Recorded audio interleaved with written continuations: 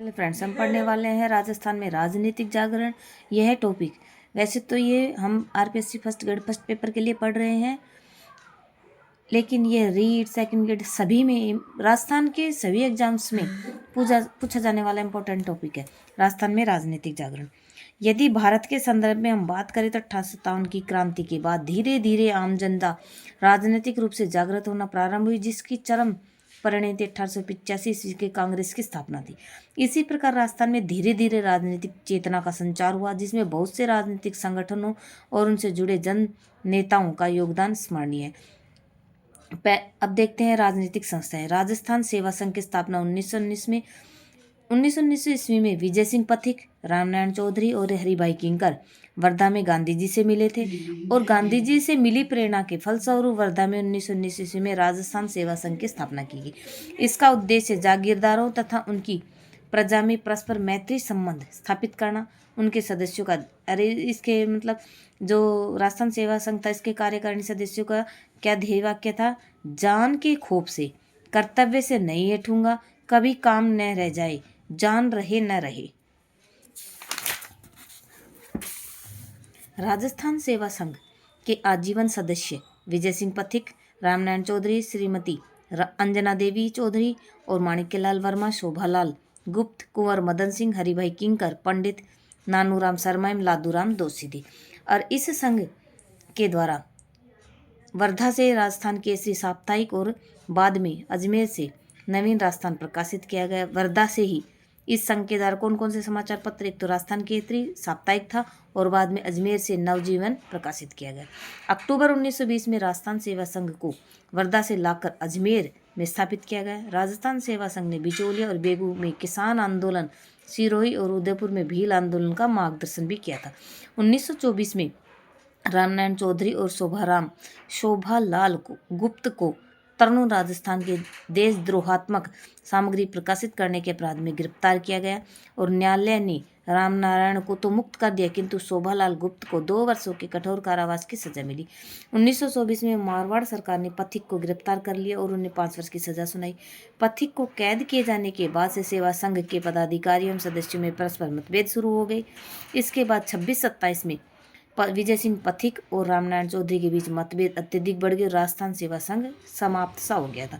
अब अगली संस्था देखते हैं, राजपूताना मध्य भारत सभा दिल्ली 1918 में कांग्रेस के दिल्ली अधिवेशन के समय राजपूताना और मध्य भारत देसी रियासतों के कार्यकर्ताओं ने जमनालाल बजाज की अध्यक्षता में दिल्ली के चांदनी चौक में स्थित मारवाड़ी पुस्तकालय में राजपूताना मध्य भारत सभा की स्थापना की। इसका मुख्यालय अजमेर में रखा गया था। गणेश शंकर विद्यार्थी, चांदकर्ण शारदा, स्वामी नरहरि देव, केसरी सिंह बाहरट, अर्जुन लाल सेठी तथा विजय सिंह पथिक आदि सभा के मुख्य कार्यकर्ता थे। राजपूताना मध्य भारत सभा दिल्ली में, और इसके सदस्य कार्यकर्ता कौन कौन थे? गणेश शंकर विद्यार्थी, चांदकर्ण शारदा, स्वामी नरहरि देव और केसरी बाहरट, अर्जुन लाल सेठी, विजय सिंह पथिक आदि। और इस सभा का उद्देश्य देशी राज्यों की प्रजा की दुर्दशा की ओर कांग्रेस का ध्यान आकृष्ट करना था, अछूतोद्धार शासकों व जागीरदारों के विरुद्ध आंदोलन करना व इन सब के लिए प्रवासी राजस्थानियों का सहयोग प्राप्त करना था। इसके 4 अधिवेशन राजपूताना मध्य भारत सभा के 4 प्रथम अधिवेशन दिल्ली में 1918 में हुआ था, जिसके अध्यक्ष जमनालाल बजाज। द्वितीय अधिवेशन अमृतसर में 1919 में हुआ था, जिसके अध्यक्ष जवाहरलाल नेहरू थे। तृतीय अधिवेशन अजमेर में हुआ था मार्च 1920 में, जिसके अध्यक्ष जमनालाल बजाज। और चतुर्थ अधिवेशन नागपुर दिसंबर 1920 में नरहरि चिंतामणि को अध्यक्ष चुना गया था, पर वे नागपुर नहीं पहुंच सके तो गणेश नारायण सोमाणी अध्यक्ष बने। फिर यह कांग्रेस की सहयोगी संस्था बन गई थी। अखिल भारतीय देशी राज्य लोक परिषद बम्बई में 1927 में स्थापित करी गई थी। अखिल भारतीय देशी राज्य लोक परिषद की स्थापना बम्बई में 1927 में। अप्रैल 1927 में देशी राज्यों के कार्यकर्ताओं की एक बैठक पूना में हुई, जिसमें यह 1927 में अखिल भारतीय देशी राज्य लोक परिषद का पहला अधिवेशन गुजरात में बुलाना तय हुआ, किंतु गुजरात में आई भयंकर बाढ़ के कारण इनका प्रथम अधिवेशन 17 से 18 दिसंबर 1927 को बम्बई में हुआ, जिसमें 70 राज्यों के प्रतिनिधियों ने भाग लिया था। इस अधिवेशन के सभापति दीवान बहादुर रामचंद्र राव चुने गए। अखिल भारतीय देशी राज्य लोक परिषद का दूसरा अधिवेशन 1929 में बम्बई में CY चिंतामणि के सभापतित्व में होता। 1931 में बम्बई में रामानंद चटर्जी के सभापतित्व में तीसरा और 1933 में बम्बई में NC केलकर के सभापतित्व में चौथा अधिवेशन हुआ था। अखिल भारतीय देसी राज्य लोक परिषद की एक शाखा के रूप में राजपूताना देसी राज्य परिषद की स्थापना 1928 में विजय सिंह पथिक, रामनारायण चौधरी, केसरी सिंह भारत, दामोदर लाल राठी आदि के द्वारा अजमेर में की गई थी। इसका प्रथम अधिवेशन अजमेर में 23 से 24 नवंबर 1928 को हुआ, जिसका सभापति अमृत लाल सेठ ने किया था। अब मित्र मंडल बिजोलिया में साधु सीताराम ने बिजोलिया के किसानों में जागृति उत्पन्न करने एवं उनके हितों के संरक्षण के लिए मित्र मंडल नामक संगठन की स्थापना की।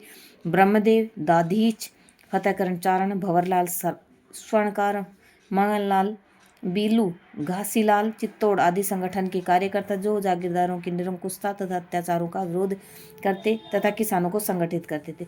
अब वीर भारत सभा की स्थापना 1910 में केसरी सिंह भारत ने क्रांतिकारी की गतिविधियों के प्रचार के लिए वीर भारत सभा की स्थापना की। यह संगठन क्रांतिकारी संगठन अभिनव भारत की प्रांतीय शाखा के रूप में कार्य करता था।